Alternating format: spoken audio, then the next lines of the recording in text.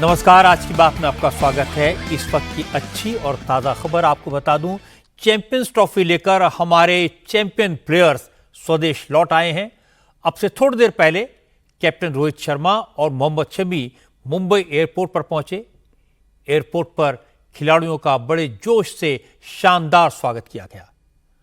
मुंबई में खिलाड़ियों के सम्मान की तैयारी की जा रही है। देश भर में चैंपियंस की वाहवाही हो रही है। लेकिन हैरानी की बात है कि मध्य प्रदेश के महू में चैंपियंस ट्रॉफी में जीत को लेकर दंगा हुआ। पूरे देश के लोग ढोल नगाड़े बजाकर नाचते रहे, लेकिन महू में चंद लोग घरों और दुकानों को फूंकते रहे, गाड़ियां जलाते रहे। पूरे देश में लोग टीम इंडिया की जीत पर भारत माता की जय के नारे लगा रहे हैं, फूल बरसा रहे हैं, मगर महू में गिने चुने लोग अल्लाह अकबर के नारे लगाते हुए पत्थर बरसा रहे थे। पुलिस ने दंगे के आरोप में 12 आरोपियों को हिरासत में लिया है, उनसे पूछताछ की जा रही है। लेकिन बड़ा सवाल है कि भारत की जीत का जश्न टकराव का इशू क्यों बना? इसमें हिंदू मुस्लिम झगड़े का सवाल कहां से आ गया? जब विजय जुलूस मस्जिद के सामने से गुजर रहा था तो शरारत किसने की? पत्थर किसने फेंके? भीड़ को किसने भड़काया? टीम इंडिया की जीत से मिर्ची किसको लगी? क्या चैंपियंस ट्रॉफी के नाम पर दंगा भड़काने की कोशिश की गई या फिर बात कोई और थी? क्रिकेट की जीत को बहाना बनाया गया। मऊ में टीम इंडिया की जीत के बाद हिंदुओं के घरों, दुकानों और गाड़ियों को चुन चुन कर निशाना बनाया गया। घायल होने वाले भी हिंदू हैं, इसलिए डिमांड हुई कि हिंसा करने वालों के घरों पर बुलडोजर चलना चाहिए। दंगाइयों पर वैसा ही एक्शन होना चाहिए जैसा योगी आदित्यनाथ यूपी में करते हैं। इस मामले में मुस्लिम पक्ष का क्या कहना है? मस्जिद के मौलवी ने क्या दावा किया?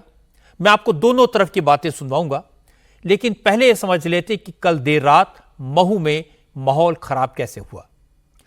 दुबई में कल रात जैसे ही टीम इंडिया ने न्यूजीलैंड को हराकर चैंपियंस ट्रॉफी पर कब्जा किया तो पूरे देश में जश्न शुरू हो गया। मध्य प्रदेश के महू में भी क्रिकेट फैंस तिरंगा लेकर टीम इंडिया के सपोर्ट में विजय जुलूस निकाल रहे थे। वहां भी आतिशबाजी हो रही थी। क्रिकेट फैंस बाइक्स लेकर भारत माता की जय और वंदे मातरम के नारे लगाते हुए महू की सड़कों पर निकले। तस्वीर में आपको दिखाई देगा कि इस जुलूस में कुछ मुस्लिम भाई लोग भी शामिल हैं। सब लोग मिलकर जश्न मना रहे थे। जुलूस पूरे शहर में निकला, कहीं कोई गड़बड़ी नहीं हुई। लेकिन जैसे ही विजय जुलूस में शामिल नौजवान महू के जामा मस्जिद रोड से गुजरे तो अचानक माहौल बदल गया। पहले मस्जिद से कुछ लोग निकले, उन्होंने जुलूस में शामिल लोगों को रोका, वापस लौटने को कहा।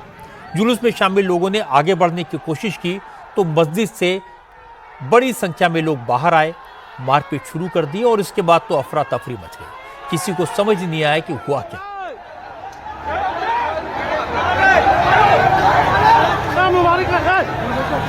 कुछ ही मिनटों के बाद दर्जनों लोग सड़क पर आ गए और पत्थरबाजी शुरू हो गई। जामा मस्जिद रोड, पत्ती बाजार, मार्केट चौक, माणक चौक, सब्जी मार्केट, कनॉट रोड पर जमकर पथराव हुआ। जुलूस में शामिल लोगों को चुन चुन कर निशाना बनाया गया। अचानक हुए हमले से घबराकर जुलूस में शामिल लोग इधर उधर भाग गए, लेकिन पथराव करने वाली भीड़ ने हिंदुओं के घरों और दुकानों पर पत्थर फेंकने शुरू कर दिए।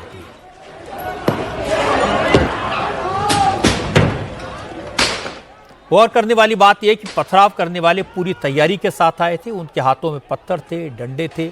उन्होंने मुंह पर कपड़ा बांधा हुआ था ताकि उनकी पहचान न हो पाए। दंगाई नारे तकबीर, अल्लाह अकबर के नारे भी लगा रहे थे। हमला करने वालों ने पत्थर के साथ पेट्रोल बम भी फेंके और इसके बाद सड़क पर खड़ी मोटर बाइक को जला दिया गया।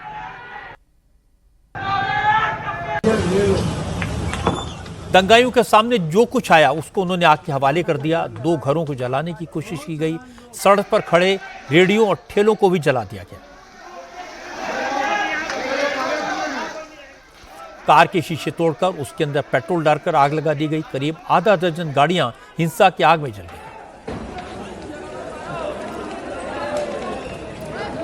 4 दुकानों को भी पूरी तरह जला दिया गया। हिंसा की खबर मिलने के बाद 4 थानों की फोर्स मौके पर पहुंची तो भीड़ अलग अलग हिस्सों में बंट गई और आसपास के इलाकों में उत्पात मचाया, पत्थर चलाए, आगजनी की। एक पुलिसकर्मी दंगाइयों की भीड़ में फंस गया। जब उसने लोगों को समझाने की कोशिश की तो भीड़ ने उसे घेर लिया। इसके बाद पुलिस वाले को जान बचाकर वहां से भागना पड़ा।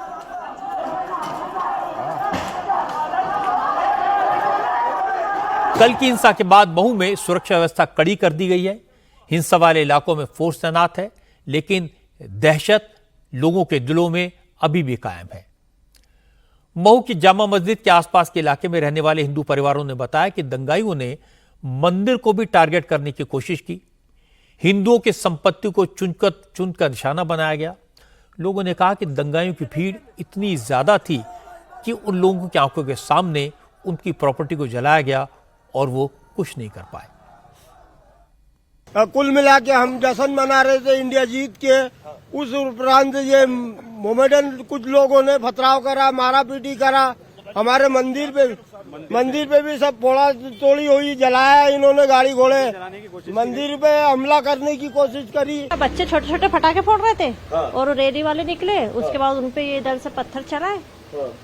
ये मस्जिदों से ही निकले थे सब पत्थर चलाने के लिए। वो तो बस भारत माता के जय के नारे लगा रहे थे और अचानक उन पे पत्थर चलाए और वो रैली तो आगे निकल गई। उसके बाद हम लोगों के हमारी कार में आग लगा दी, बाइक में आग लगा दी। मेरी कार खड़ी हुई थी मंदिर के सामने, मगर हाँ उसका कांच तोड़ के उसमें कुछ ऐसे आइटम डाले कि वो जलने लगी और सारा सामान हमारी आंखों के सामने जलता रहा और हम देखते रहे। मऊ हिंसा में कई लोग घायल हुए हैं। इनमें ज्यादातर वो लोग हैं जो विजय जुलूस में शामिल थे। किसी का सिर फूटा है, किसी का पैर टूटा हुआ है। घायल लोगों ने कहा कि टीम इंडिया की जीत के बाद वो लोग भारत माता की जय और वंदे मातरम के नारे लगा रहे थे। इसमें किसी के नाराज होने वाली कोई बात नहीं थी। कुछ घायलों ने कहा ऐसा लगता है कि यह सब प्री प्लान्ड था, जुलूस सिर्फ बहाना था। महू को जलाने की साजिश पहले ही रच ली गई थी।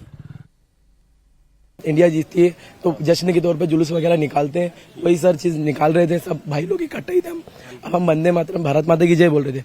उतनी ही देर में मस्जिद में से कुछ लोग मोमेडियन लोग बाहर आए और बोलने लग गए कि तुम यहाँ पे क्यों चिल्ला रहे हो, यहाँ क्यों वंदे मातरम बोल रहे हो, भारत माता की जय क्यों बोल रहे हो। इतनी सी देर में सर उन्होंने उनके मोमेडियन जो नारा उनका लगता है, अब मुझे तो आता नहीं है, वो जो नारा लगाया बोले यहाँ कुछ नहीं करोगे, तुम्हारी त्योका, तुम हमारी मस्जिद पे कैसा कर रहे हो।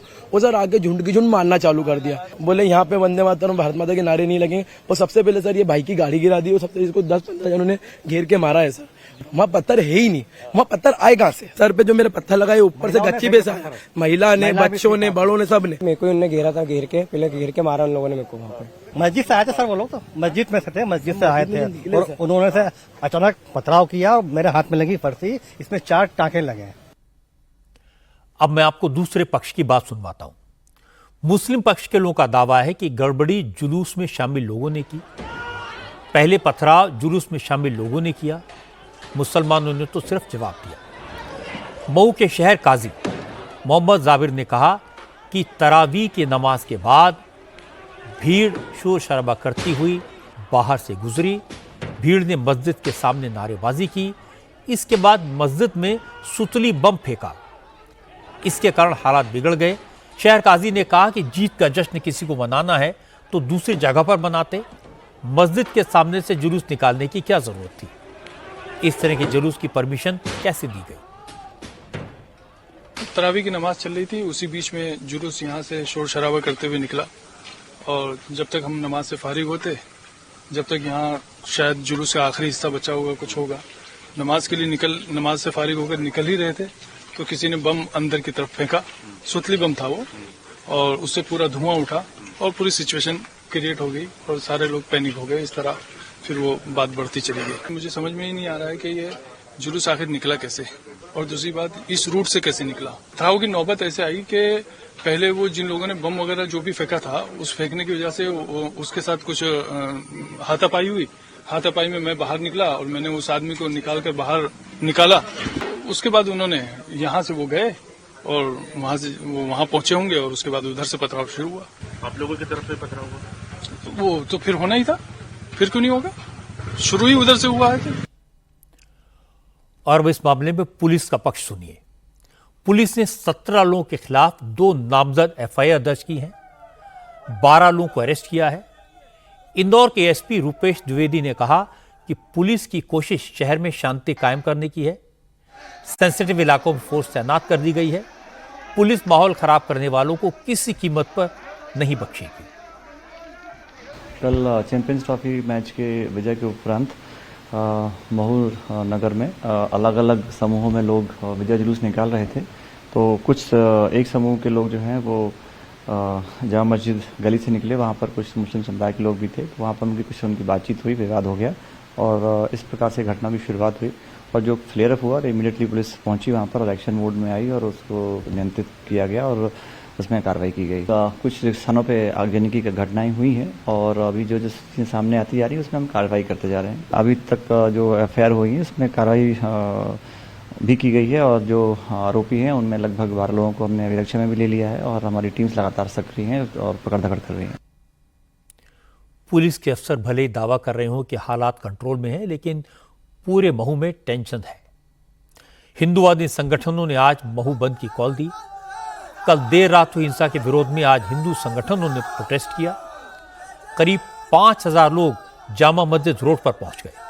नारेबाजी करते हुए प्रदर्शनकारियों ने मुस्लिम बहुल इलाकों की तरफ बढ़ने की कोशिश की, लेकिन पुलिस फोर्स ने लोगों को समझा बुझा कर रोक दिया। प्रदर्शन कर रहे लोगों ने कहा, भारत में रहकर भारत का विरोध अब बर्दाश्त नहीं होगा।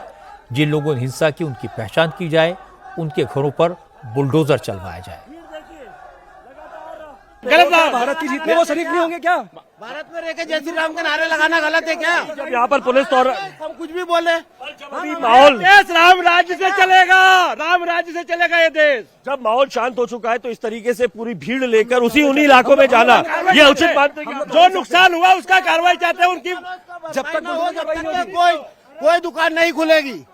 बुलडोजर कार्रवाई हम लोग चाहते हैं, बुलडोजर की कार्रवाई हो। जिन लोगों ने करा है दंगाई को चिन्हित किया जाए, दंगाई को चिन्हित किया जाए, दंगाइयों से हो, दंगाई को चिन्हित किया जाए। हम चाहते हैं सरकार से, प्रशासन से कि दंगाइयों को चिन्हित किया जाए और चिन्हित करके इनके घर पे बुलडोजर चलाया जाए कि ताकि ये आप लोगों को जामा मस्जिद से ही रैली निकालने की जरूरत है। नहीं, हम लोग निकाली सर, पूरे शहर में जामा मस्जिद नहीं, पूरे शहर में बंद का हाल होता है।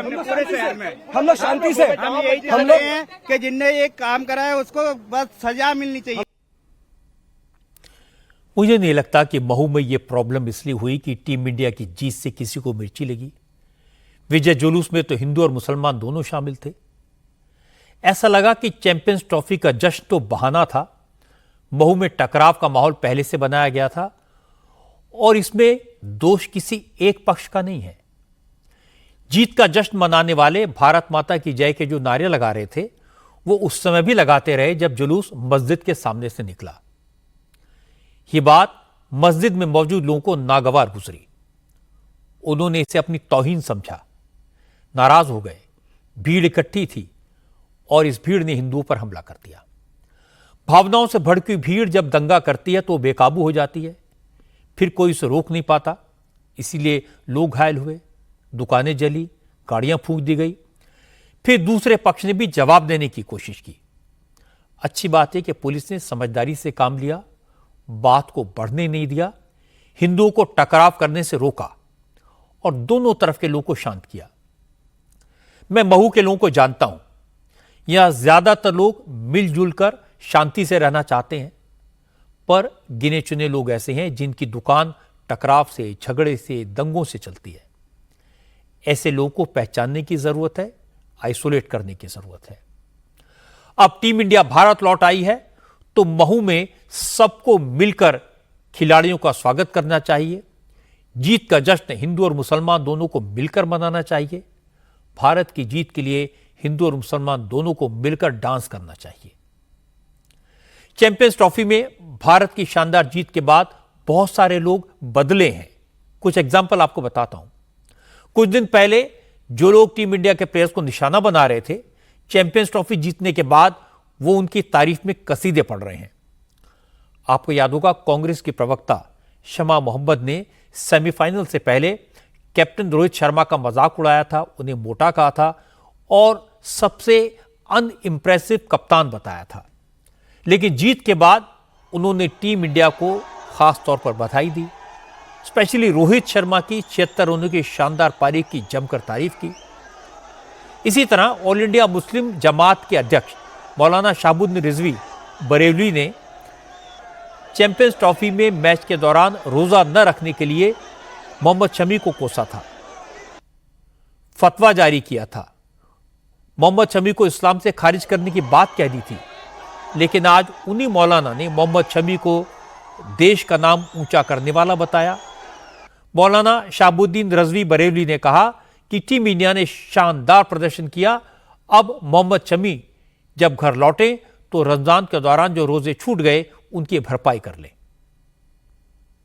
टीम इंडिया के कामयाबी पर, जीतने पर कप्तान, तमाम खिलाड़ियों को और मोहम्मद शमी साहब को मुबारकबाद मैं देना चाहता हूं। इन लोगों ने हिंदुस्तान का झंडा पूरी दुनिया में बुलंद किया। और ये भी मोहम्मद शमी साहब से कहना चाहूंगा कि उनके जो रोजे कज़ा हुए, छूट गए, वो रमजान शरीफ के बाद रख लें। सोशल मीडिया पर बहुत सारे ऐसे लोग हैं जो टीम इंडिया में हिंदू और मुसलमान देखते हैं, जिन्हें किसी प्लेयर में ब्राह्मण तो किसी में सिख नजर आता है। ऐसे विभाजनकारी लोगों का बॉयकॉट करना चाहिए। उन्हें वो तस्वीर दिखानी चाहिए जब जीत के बाद विराट कोहली ने मोहम्मद शमी की मां के पैर छुए। उन्हें वो तस्वीर दिखानी चाहिए जब ऋषभ पंत ने शुभमन गिल के पिता के साथ डांस किया। उन्हें वो तस्वीर भी दिखानी चाहिए जब सुनील गावस्कर झूमकर नाच उठे। जैसे शमा मोहम्मद ने रोहित की तारीफ की, जैसे मौलाना बरेलवी शमी के मामले में पलट गए, वैसे अगर किसी के मन में दुर्भावना है तो उसे भूलकर जीत का जश्न मनाना चाहिए। अगर किसी को पुरानी दुश्मनी मिटाने का बहाना चाहिए तो 4 दिन बाद होली का त्योहार है। इस बार की होली को सबको मिलकर चैंपियंस ट्रॉफी की जीत के राष्ट्रीय पर्व के रूप में मनाना चाहिए। जैसे देश भर में चैंपियंस ट्रॉफी में भारत की जीत की चर्चा है, वैसे ही पूरे बिहार में बागेश्वर धाम वाले पंडित धीरेन्द्र कृष्ण शास्त्री की कथा की चर्चा हो रही है। गोपालगंज में आज पंडित धीरेन्द्र शास्त्री की कथा का आखिरी दिन था, लेकिन पिछले 2 दिन में कथा में इतनी भारी भीड़ जुटी कि प्रशासन के हाथ पांव फूल गए। लाखों लोग कथा सुनने पहुंच गए, उम्मीद से ज्यादा लोग पहुंच गए। खुद धीरेन्द्र शास्त्री को वीडियो जारी करके भक्तों से निवेदन करना पड़ा कि वो कथा में ना आए। उन्होंने भक्तों से कहा कि घर पर बैठकर टीवी पर ही उनकी कथा सुन लें, क्योंकि इतनी भारी भीड़ के इंतजाम नहीं हो सकते। हालांकि धीरेन्द्र शास्त्री की इस अपील का कोई असर नहीं दिखा। आज भी लाखों लोग उनकी कथा में पहुंचे। लोगों का उत्साह देखकर धीरेन्द्र शास्त्री ने कहा उन्हें पूरा यकीन है वो दिन दूर नहीं जब भारत हिंदू राष्ट्र बनेगा और बिहार पहला राज्य होगा जो हिंदू राज्य बनकर उभरेगा। धीरेन्द्र शास्त्री ने बिहार के लोगों से वादा किया कि वो बहुत जल्द फिर से बिहार आएंगे, इससे भी बड़ा पंडाल लगाएंगे और जिन्हें उनका बिहार आना पसंद नहीं आया उनसे सिर्फ यही कहेंगे बुरा ना मानो, होली है। हम आज घोषणा करके करते हैं, अगर हनुमान जी की कृपा हुई भारत हिंदू राष्ट्र बनेगा तो पहला राज्य अगर हिंदू राज्य घोषित होगा तो वो बिहार ही होगा। हाँ, पक्का है। और इसका पूरा श्रेय बिहार को जाएगा। और भैया हम चाहते भी हैं हर हाल में भारत हिंदू राष्ट्र होवे, लेकिन सबसे पहले बिहार हिंदू राज्य हो जावे। और हम दोबारा फिर आएंगे, अब अगली बार और बड़े मैदान में आएंगे। इस बार तो कई एकड़ के खेतों की तुमने धूला उड़ा दी है। खेतों की धूल उड़ गई। कई लोगों की जिंदगी ऐसे लग रही कि घर से वो सज कर आते हैं, यहां से सीधे महादेव बाबा बन करके जाते हैं। आओ, बिना फाउंडेशन का फाउंडेशन लग जाता है। बिहार वालों, हम तुम्हारा कर्जा कभी नहीं चुका पाएंगे, पर तुम हमारी बात मत भूल जाना। हिंदू हो तो हिंदू कहलाना। बिहार वालों, दुनिया में तुम्हें कोई साथ दे या ना दे, पर बागेश्वर धाम तुम्हारा है, तुम्हारे बाप का है। जब मन करे आ जाया करना। पागलो, बढ़िया हंसते हुए जाओ। होरी भी हो गई, अर्जी भी लग गई, कथा भी हो गई, धूल भी उड़ गई, भूल भी नहीं भई, बुरा ना मानो होरी है। और हमारे आने से किसी को बुरा लगा हो तो अपन कह देंगे बुरा ना मानो होरी है। आचार्य धीरेन्द्र शास्त्री की जिह्वा पर सरस्वती है। वो प्रवचन करने में माहिर हैं, लोगों का दिल जीतने में माहिर हैं, लेकिन आरजेडी और कांग्रेस के नेता पहले दिन से ही धीरेन्द्र शास्त्री की कथा का विरोध कर रहे हैं। बागेश्वर धाम वाले बाबा को बीजेपी का एजेंट बता रहे हैं।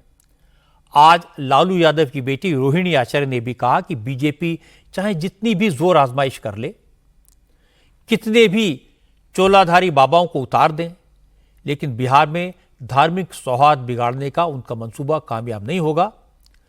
लेकिन नोट करने वाली बात है कि जब रोहिणी आचार्य का ये ट्वीट आया, उस वक्त उनके मामा सुभाष यादव के बेटे रणधीर यादव और बेटी अलका यादव बाबा बागेश्वर का आशीर्वाद ले रहे थे।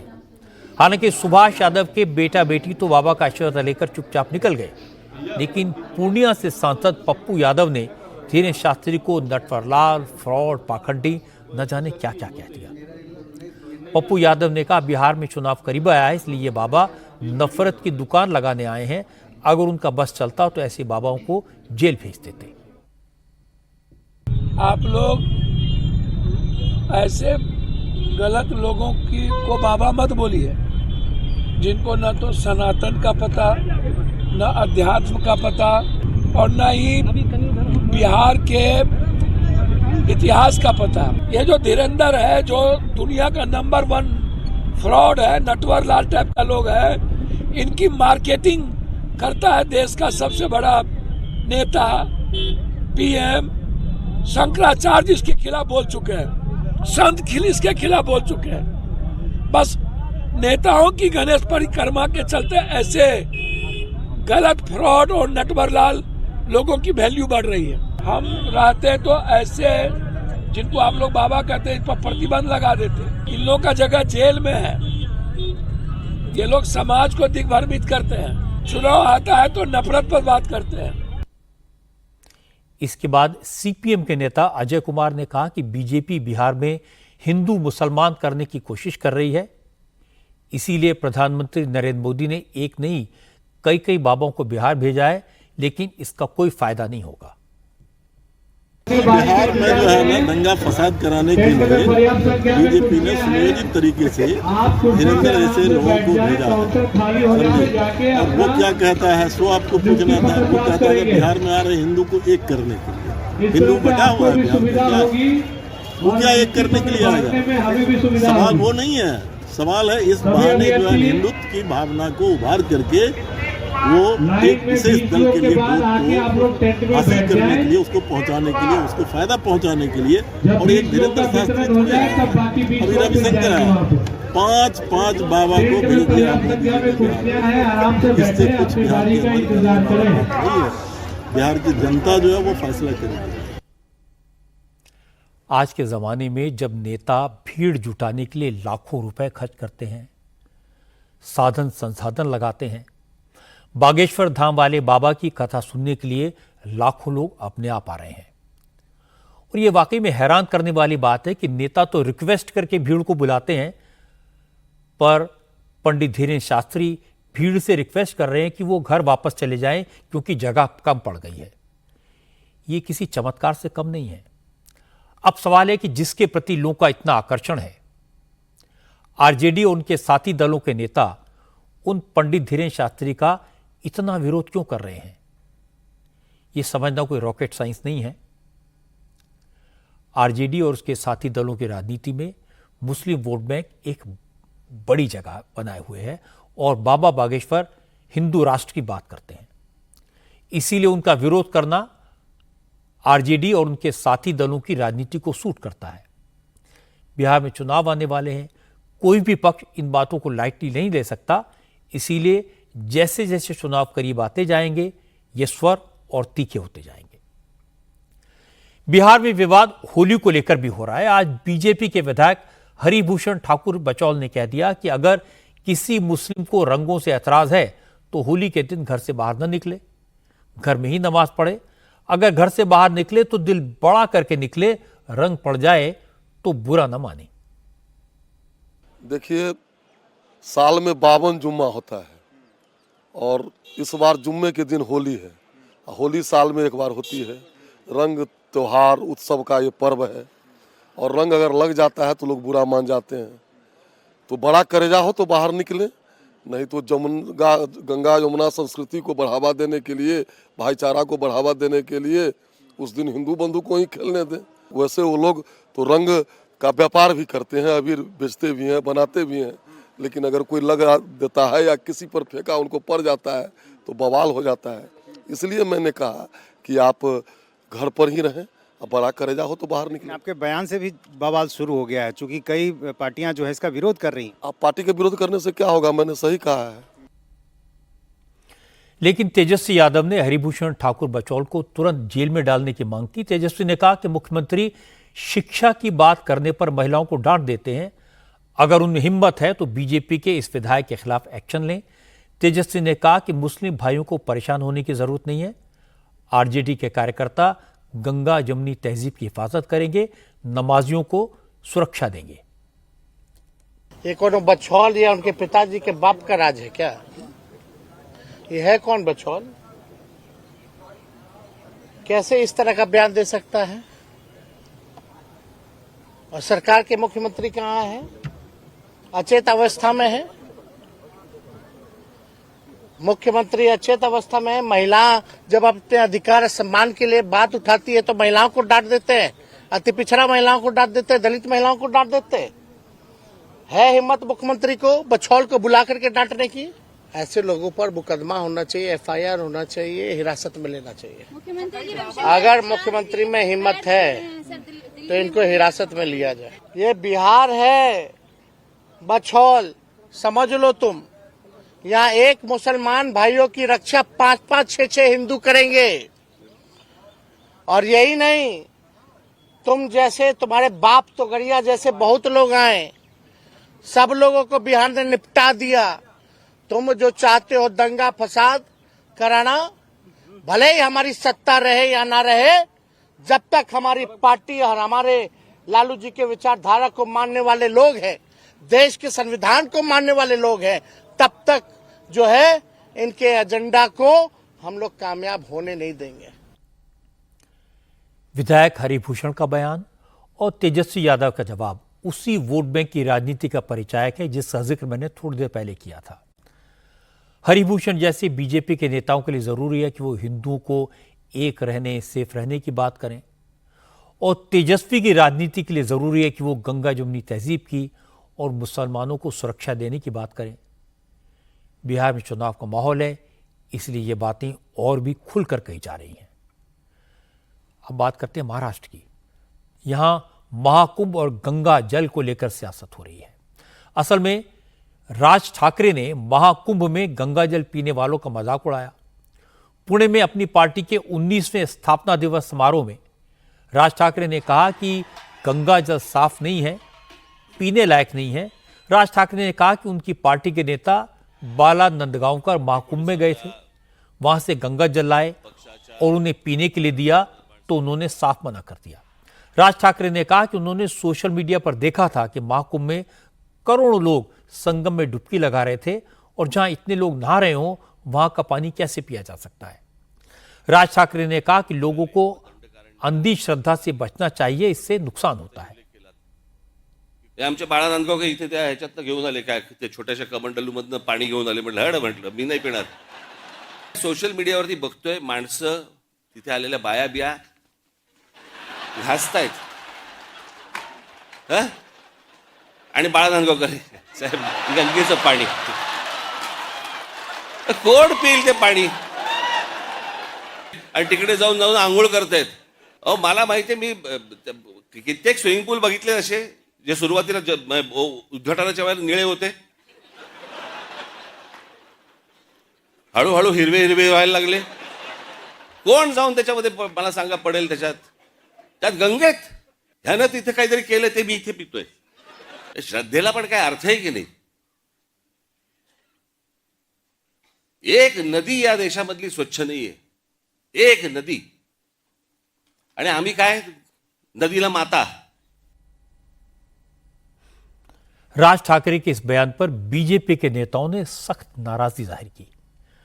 महाराष्ट्र सरकार के मंत्री नीतीश राणे ने राज ठाकरे के बयान को हिंदू धर्म का, हिंदुओं की आस्था का अपमान बताया. नीतीश राणे ने कहा कि राज ठाकरे सनातनियों की सहिष्णुता का फायदा उठा रहे हैं. अगर उनमें हिम्मत है तो किसी और मजहब के बारे में इस तरह की बात बोलकर दिखाएं. उन्होंने जिस तरीके से महाकुंभ के बारे में जो मत प्रदर्शन किया है, हिंदू धर्म का, हिंदू समाज का जिस तरीके से अपमान किया है, यह अधिकार किसी को होता नहीं है. मैं खुद भी महाकुंभ में जाके आया हूं. मेरी माँ मेरे साथ में थी. उस दिन से लेके आज तक मुझे कोई तकलीफ में कोई बीमार पड़ा नहीं हूं. तो अभी वो कौन से 4-5 जनों को मिले होंगे वो उन्हीं को मालूम है. और इसी तरीके का प्रश्न कभी बकरी ईद के बारे में पूछते हुए देखा नहीं है मैंने.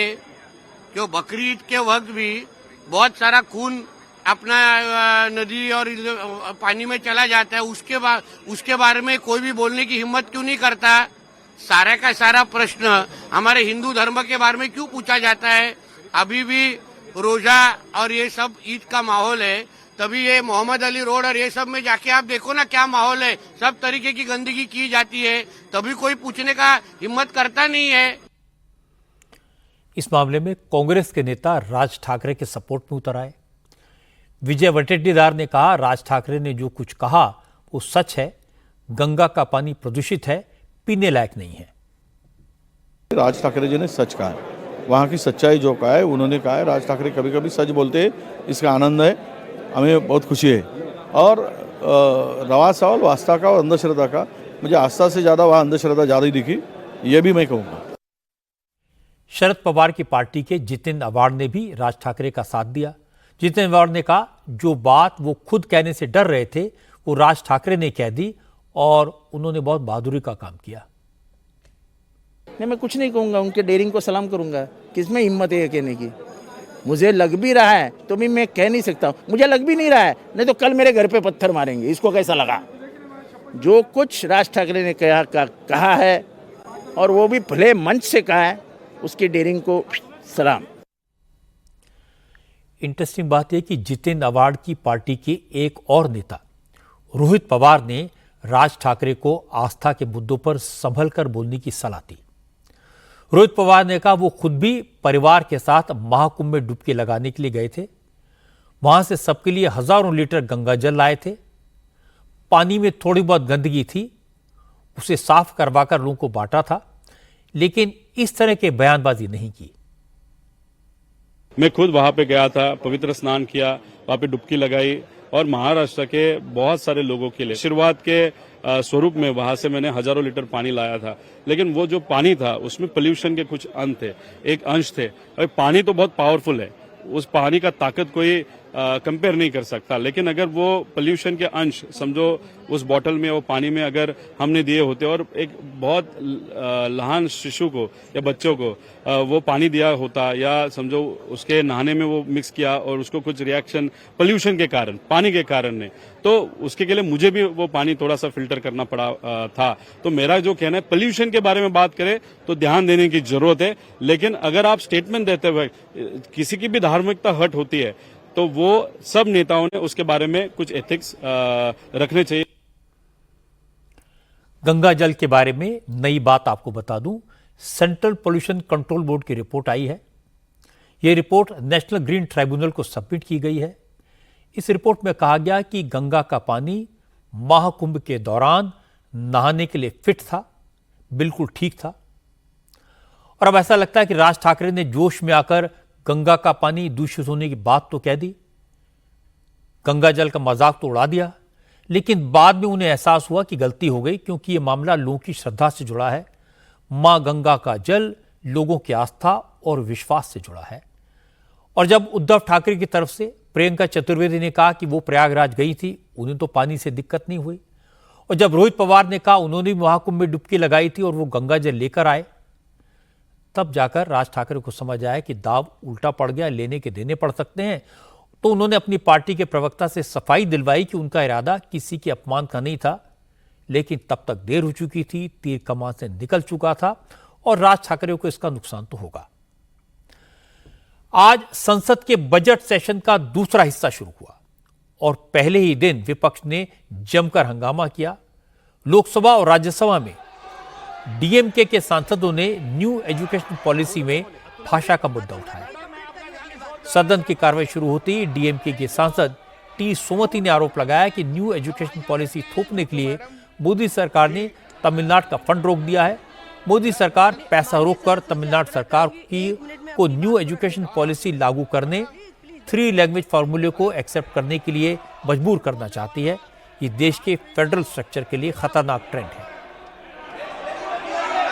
2000 crores originally meant for Tamil Nadu को आवंटित होने वाले 2000 करोड़ रुपए दूसरे राज्यों को दे दिए गए हैं, क्योंकि तमिलनाडु ने अपने यहाँ 2020 की न्यू एजुकेशन पॉलिसी लागू करने से मना। डीएमके सांसद के इस आरोप को शिक्षा मंत्री धर्मेंद्र प्रधान ने तुरंत रिजेक्ट किया। एमके स्टालिन पर शिक्षा के मुद्दे पर राजनीति करने का इल्जाम लगाया। प्रधान ने कहा कि पहले तमिलनाडु की सरकार न्यू एजुकेशन पॉलिसी लागू करने को राजी हो गई थी। तमिलनाडु के शिक्षा मंत्री और दूसरे नेता उनसे मिले भी थे। मुख्यमंत्री स्टालिन ने भी इसके लिए हामी भरी थी, लेकिन अब संसद में आकर झूठ मूठ में चिल्ला रहे हैं। धर्मेंद्र प्रधान के कुछ शब्दों पर ऐतराज जताते हुए डीएमके सांसदों ने हंगामा किया। आरोप लगाया कि शिक्षा मंत्री ने तमिलनाडु की जनता का अपमान किया है। हंगामे की वजह से लोकसभा की कार्रवाई को आधे घंटे के लिए स्थगित करना पड़ा। जब कार्रवाई दोबारा शुरू हुई तो शिक्षा मंत्री ने कहा अगर उनकी बातों से किसी को बुरा लगा है तो वो अपने शब्द वापस लेते हैं, लेकिन डीएमके के सांसद ने शिक्षा मंत्री से माफी मांगने की मांग की और सदन का बॉयकॉट कर दिया। सदन के बाहर आकर डीएमके सांसद कनिमोरी ने कहा कि शिक्षा मंत्री ने सदन में झूठ बोला है, संसद को गुमराह किया है।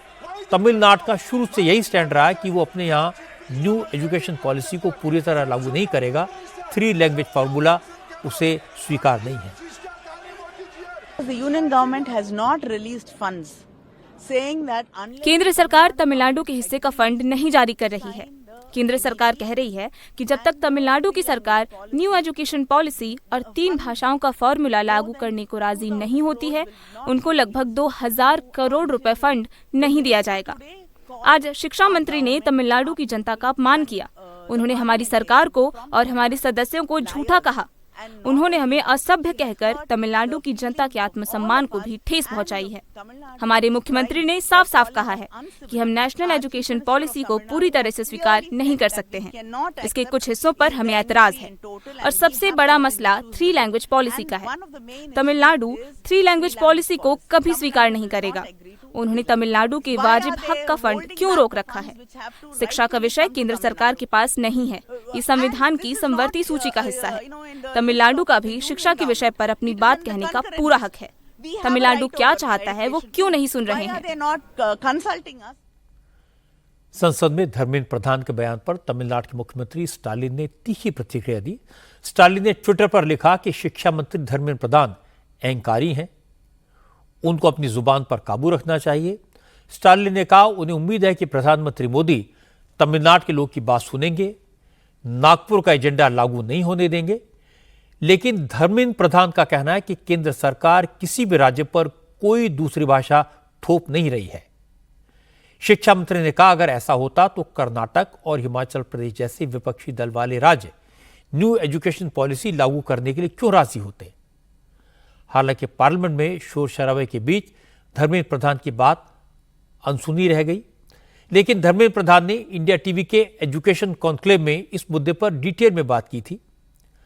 उन्होंने कहा कि एजुकेशन पॉलिसी में कहीं यह नहीं लिखा कि सभी राज्यों में हिंदी पढ़ना जरूरी है, बल्कि एजुकेशन पॉलिसी में तो इस पर जोर दिया गया है कि सभी राज्यों में 8वीं क्लास तक एजुकेशन मातृभाषा में होनी चाहिए और उसके बाद सभी राज्यों के बच्चों को मदर टंग के अलावा एक और भाषा सिखाने की बात कही गई है, जिसमें बच्चे आगे बढ़ सके, दूसरे राज्यों में जाकर उन्हें अपनी प्रतिभा दिखाने का अवसर मिल सके। धर्मेंद्र प्रधान ने कहा कि असली बात यह है कि एम.के. स्टालिन अपनी नाकामियों को छुपाने के लिए भाषा को इशू बना रहे हैं, जिससे लोगों को भड़काया जा सके। मैं स्टालिन जी को आदर के साथ कहना चाहूँगा कि अपने प्रशासनिक नाकामी को, उनकी गवर्नेंस डेफिसिटी को छुपाने के लिए वो एक नाकाम कोशिश कर रहे हैं। उनके साथ कई राउंड्स की बातचीत हुई, एक स्टेज पे वो राजी भी हुए थे, हम भी कुछ विषय पे रिपोजिशन, वो मान गए थे, पहले मान गए थे, लेकिन फिर मेरे पास जो खबर है वहाँ जाने के बाद आदरणीय मुख्यमंत्री भी राजी हो गए थे। शायद उनकी कुछ नया लीडरशिप आया है, नया कंपल्सन उनकी डेवलप हुई है, वो एक राजनीतिक भाषा पे। नेशनल एजुकेशन पॉलिसी को वो एक माध्यम मानते हैं कि इसको मैं विरोध करके मैं उनको एक खुली चुनौती देता हूँ। नेशनल एजुकेशन पॉलिसी 2020 में जो कहता है कि पढ़ाई अपने मातृभाषा में होनी चाहिए, आपातत क्लास 8 तक अगर वो मातृभाषा में होगा तब बच्चे की मस्तिष्क संपूर्ण रूप से विकसित हो पाएगा, वो डिजाइन थिंकर हो पाएगा, क्रिटिकल थिंकर हो पाएगा, प्रॉपर डिसीजन मेकर हो पाएगा। उसकी पहला शर्त एनईपी ने कहा है अपने मातृभाषा में पढ़ाई होनी चाहिए। हिंदी कहाँ से आया? उन्होंने एक लाइन कहीं दिखा दे राष्ट्रीय शिक्षा नीति 2020 में कोई पर्टिकुलर लैंग्वेज को किसी के ऊपर लादने का, थोपने का कहीं निर्देश है या कहीं प्रयास है। इसलिए उन्हें काल्पनिक बात को, एक इमेजिनरी फाइट वो करना चाहते हैं। क्यों? उनको अपना गवर्नेंस में भरोसा नहीं है, लोगों को उनको आने वाले चुनाव में उत्तर शायद देना ना पड़े, इसीलिए वो एक अलग प्लान पे जाना चाहते हैं। लेकिन धरातल जो ग्राउंड रियलिटी समथिंग डिफरेंट है। तमिलनाडु में पढ़ाई तमिल में ही हो, ये अभी की एनईपी का प्रमुख रिकमेंडेशन है। मैं इन दिनों में खड़गपुर आईआईटी में एक तमिलनाडु की, अन्ना नगर की तमिलनाडु की लड़की को मिला। उन्होंने वहाँ बायोसाइंस में वेगान फीस बनाने की एडवांस रिसर्च कर रही है, फ्लुएंटली हिंदी बोल रही है। मैंने उनको पूछा कि बेटा आप तो तमिल भाषाभाषी हो, आपको हिंदी इतना बढ़िया कैसे हुआ? बोले कि सर मैं जिस प्रोडक्ट को एक एंटरप्रेन्योर के नाते बनाना चाहता हूँ, I need to go to a national market. उनकी कॉम्पिटेंसी, उस बच्चे की कॉम्पिटेंसी तमिल में तो है ही, इसीलिए वो सोच पाई, इंग्लिश में भी है और अन्य भारतीय भाषा में भी कॉम्पिटेंसी बढ़ानी चाहती हैं। क्या तमिलनाडु की नई पीढ़ी के बच्चों को मल्टीलिंगुअल होने में उनको आपत्ति किस चीज़ पे है? क्या तमिलनाडु की एम्प्लॉयबिलिटी नहीं बढ़नी चाहिए? तमिलनाडु की एम्प्लॉयमेंट अपॉर्चुनिटी नहीं बढ़नी चाहिए? इकोनॉमिक अपॉर्चुनिटी नहीं बढ़नी चाहिए? और अभी भी तमिलनाडु की जो बॉर्डर इलाका में क्या 3 लैंग्वेज नहीं है? वैसे धर्मेंद्र प्रधान कितना भी समझा लें, चाहे कितनी बार नेशनल एजुकेशन पॉलिसी के प्रोविजंस को एक्सप्लेन कर दें, लेकिन कोई फर्क नहीं पड़ेगा। एम.के. स्टालिन और डीएमके के नेताओं को कुछ सुनाई नहीं देगा, क्योंकि वो सुनना ही नहीं चाहते। हकीकत यह है कि थर्ड लैंग्वेज का विरोध एम.के. स्टालिन का एक सियासी हथियार है। तमिलनाडु के लोग अपनी भाषा, अपनी संस्कृति, अपनी परंपराओं के प्रति बहुत सेंसिटिव हैं। तमिल भाषा को लेकर पहला आंदोलन 1937 में हुआ था। फिर 1963 में पंडित जवाहरलाल नेहरू ने हिंदी को राजभाषा का दर्जा दिया, तो करुणानिधि ने इसके खिलाफ जबरदस्त आंदोलन खड़ा किया। 1967 के इलेक्शन में कांग्रेस बुरी तरह हारी, पहली बार डीएमके की सरकार बनी। 1968 में इंदिरा गांधी को राजभाषा अधिनियम में संशोधन करना पड़ा, लेकिन उसके बाद भी तमिलनाडु में कांग्रेस की वापसी नहीं हो सकी, क्योंकि भाषा का मुद्दा डीएमके के लिए ट्राइड एंड टेस्टेड फॉर्मूला है। अगले साल चुनाव होने हैं, माहौल डीएमके के खिलाफ हो रहा है, इसीलिए एम.के. स्टालिन ने एक बार फिर से भाषा का मुद्दा उठाया। आज जम्मू कश्मीर से एक बहुत इंटरेस्टिंग खबर आई। यहां विधानसभा में एक फैशन शो को लेकर हंगामा हुआ। असल में गुलबर्ग में एक फैशन शो हुआ, जिसको लेकर विपक्ष ने सवाल उठाए। मुख्यमंत्री उमर अब्दुल्ला ने पूरे मामले की जांच के आदेश दे दिए। 7 मार्च को गुलमर्ग की बर्फीली वादियों में एक फैशन शो ऑर्गेनाइज किया गया था, जिसमें स्की वेयर कलेक्शन के साथ मॉडल्स ने बर्फ पर रैंप वॉक किया। उस वक्त तो इसकी ज्यादा चर्चा नहीं हुई, लेकिन इस फैशन शो के वीडियो सामने आए तो मौलानाओं ने विरोध करना शुरू कर दिया।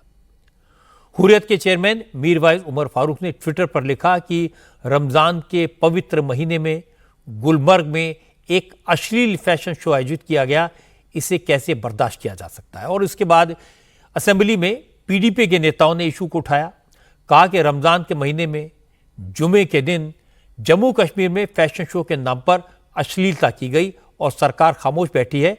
इस मुद्दे पर सदन में चर्चा होनी चाहिए। विधानसभा में करीब 25 मिनट तक हंगामा चलता रहा।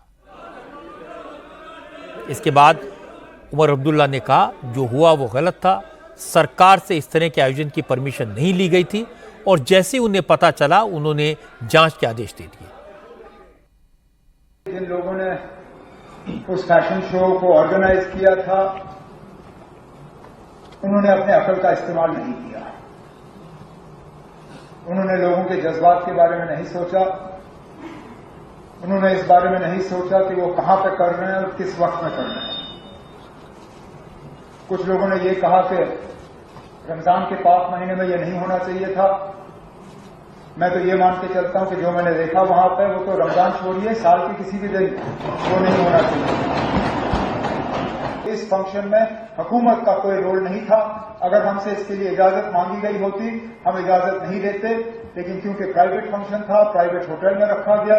अगर कहीं कभी कानून जो है वो इसके खिलाफ कोई काम किया गया होगा तो उसके खिलाफ सख्त से सख्त कार्रवाई की जाए। उमर अब्दुल्ला ने इस मामले से अपना पीछा छुड़ाने की कोशिश की, लेकिन बीजेपी के नेताओं ने कहा कि उमर जानबूझकर अनजान बन रहे हैं। असेंबली में नेता विपक्ष सुनील कुमार शर्मा ने कहा कि फैशन शो के दौरान शराब भी परोसी गई थी। शराब का लाइसेंस तो सरकार ही देती है, फिर उमर कैसे कह सकते हैं कि उन्हें फैशन शो की जानकारी नहीं थी। ऐसा हो ही नहीं सकता कि उमर अब्दुल्ला साहब को पता ना हो। उमर अब्दुल्ला साहब के नज़दीकी रिश्तेदारों का नीडूज होटल है। ऐसा माने तो उमर अब्दुल्ला साहब का ही होटल है, बहुत नज़दीकी रिश्तेदार है। जो इनकी किचन कैबिनेट है वो यही है, इन्हीं के रिश्तेदारों की है। और जिस गुलमर्ग में उमर अब्दुल्ला साहब, मुझे लगता है कि हफ्ते में एक चक्कर लगाते हैं घूमने के लिए, अपने शौक पूरे करने के लिए, कभी स्कीइंग, कभी गॉगल लगा के आनंद लेने के लिए, ऐसा कैसे हो सकता है। अब उन पे बात उठी तो वो उनने पल्ला झाड़ दिया। नहीं, ये उनको ये करना चाहिए था कि ये रिश्तेदार मेरे नहीं है। पहले इंक्वायरी रिश्तेदारों पे हो। दूसरी, जो शराब का सेवन वहाँ पे हुआ है, ये शराब देने की short term licence Omar Abdullah साहब के एक्साइज डिपार्टमेंट की है। ऐसा कैसे हो सकता है। मैं तो उन्हें सलाह दे रहा हूं कि आप देखें कहीं आपका ही साइन ना हुआ हो, तो ये पल्ला नहीं झाड़ सकते। मुझे लगता है कि बीजेपी और पीडीपी गुलमर्ग में फैशन शो को लेकर खामखा की कंट्रोवर्सी खड़ी कर रहे हैं। फैशन शो देश भर में होते हैं, अगर गुलमर्ग में हो गया तो कौन सी बड़ी बात हो गई। जम्मू कश्मीर पूरे देश से अलग नहीं है, ये मेन स्ट्रीम का हिस्सा है।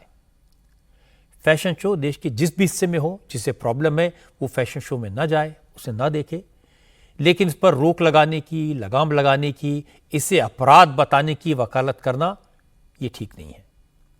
इसे लेकर उमर अब्दुल्ला की सरकार को घेरने की कोशिश भी एक सियासी चाल है, इसलिए इसमें किसी को फंसना नहीं चाहिए। फैशन शो के बारे में इतना कहा जा सकता है, अगर ये रमजान के दिनों में ना होता तो शायद बेहतर होता, लेकिन जो ऑर्गेनाइजर्स हैं उन्होंने माफी मांग ली है, जिनकी भावनाएं आहत हुई हैं उनसे माफी मांगी है, तो यह मामला यहीं खत्म हो जाए तो अच्छा होगा। भारत छोड़कर भागे हुए आईपीएल के फॉर्मर चेयरमैन ललित मोदी की मुश्किलें बढ़ सकती हैं। ललित मोदी ने ऑस्ट्रेलिया के पास बसे देश वानुआतू की नागरिकता ले ली थी, लेकिन वहां के प्राइम मिनिस्टर ने ललित मोदी को दी गई सिटीजनशिप और उनका पासपोर्ट कैंसिल करने का आदेश दिया है। ललित मोदी पर 2009 में आईपीएल के टीवी राइट्स बेचने में गड़बड़ी करने के गंभीर आरोप हैं। हवाला के जरिए पैसा देश से बाहर भेजने का आरोप है। 2010 में ईडी ने ललित मोदी के खिलाफ जांच शुरू की थी। इसके बाद ललित मोदी एक बार ईडी के सामने पेश हुए। जब उन्हें लगा वो फंस सकते हैं तो वो ब्रिटेन भाग गए। तब से वो लंदन में रह रहे हैं। 7 मार्च को ललित मोदी ने लंदन में इंडियन हाई कमीशन को बताया था कि उन्होंने वानुआतू की नागरिकता ले ली है, इसलिए इंडियन पासपोर्ट सरेंडर करना चाहते हैं। वानुआतू $1,55,000 यानी करीब 1.3 करोड़ रुपए का इन्वेस्टमेंट करने पर अपनी नागरिकता दे देता है। लेकिन आज वानुआतू के प्राइम मिनिस्टर जोथम नापट ने कहा कि उन्होंने सिटीजनशिप कमीशन को ललित मोदी का पासपोर्ट रद्द करने का आदेश दिया है, क्योंकि वो भारत में वांटेड हैं और उन्होंने ये जानकारी वानुआतू से छिपाई। ललित मोदी की हरकतों से साफ है कि वो जानते हैं कि कानून का पंजा कभी भी उनकी गर्दन तक पहुंच सकता है और अब उनका बचना मुश्किल है। इसलिए वो अलग अलग देशों में नागरिकता लेने की कोशिश करते रहते हैं, लेकिन भारत की जांच एजेंसियां पूरी तरह अलर्ट हैं और वो दिन दूर नहीं जब ललित मोदी को भारत आना पड़ेगा और यहां के कोर्ट के सामने अपने गुनाहों की सफाई देनी पड़ेगी।